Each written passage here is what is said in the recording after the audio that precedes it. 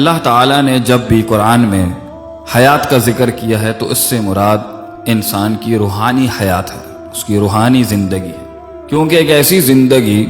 جس میں انسان کا جسم تو بہت تندرست ہو مگر روح کا نہ اللہ سے تعلق ہو،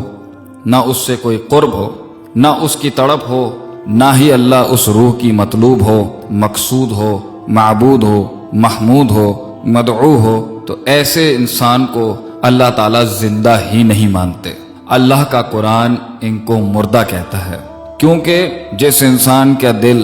اللہ کی یاد سے زندہ اور منور نہیں،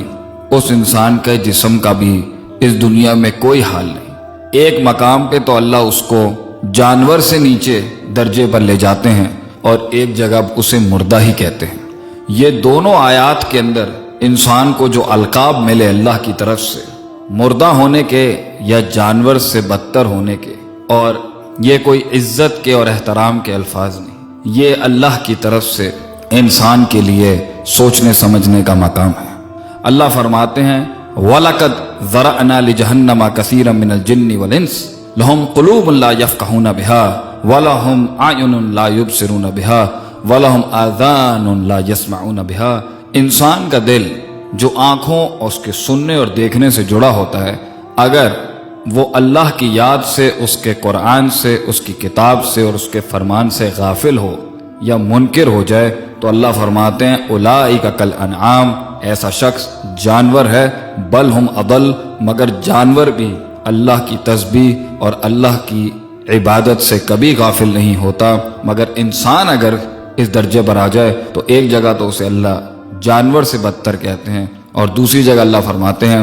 اومن کان میتن فاحییناہ، تم مردہ تھے ہم نے تمہیں زندہ کیا۔ یہ دین ہی انسان کو حیات دیتا ہے، اس کی روحانیت کو، اس کی عقل کو، اس کی فطرت کو، اس کی سوچ کو، اس کے افکار کو، اس کے عقائد کو، اس کے انقیادات کو، اس کے ادراکات کو، اس کے احساسات کو، اس کے جذبات کو اصل انلائٹنمنٹ تو یہ دین دیتا ہے انسان کو آ کے۔ جب وہ حق و باطل، صحیح اور غلط کا میزان اور کرینہ سیٹ کرتا ہے، وہ یہ دین کرتا ہے، تو اللہ فرماتے ہیں تم مردہ تھے،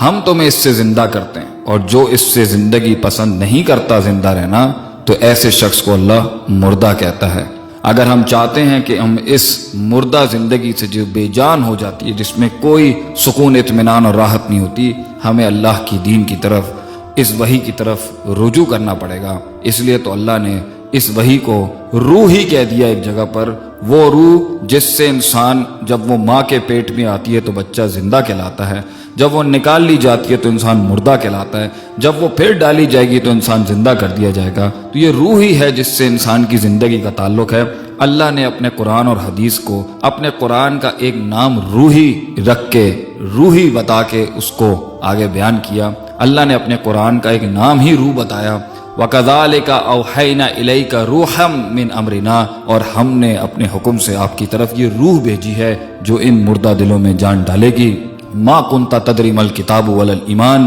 ایمان، کتاب اور یہ قرائن اور یہ میزان اور یہ حق اور باطل کی باتیں لوگ نہیں سمجھتے تھے۔ وَلَكِنْ جَعَلْنَاهُ نُورًا، اور ہم نے اسی روح کو ایک طریقے کا نور بھی بنا کے بھیجا ہے، تو نور سے آپ دیکھ سکیں گے اور حیات سے آپ چل سکیں گے۔ حیات و نور کے اس کمبینیشن کے بغیر انسان زندہ نہیں بلکہ مردہ ہے اور جانور سے بدتر ہے۔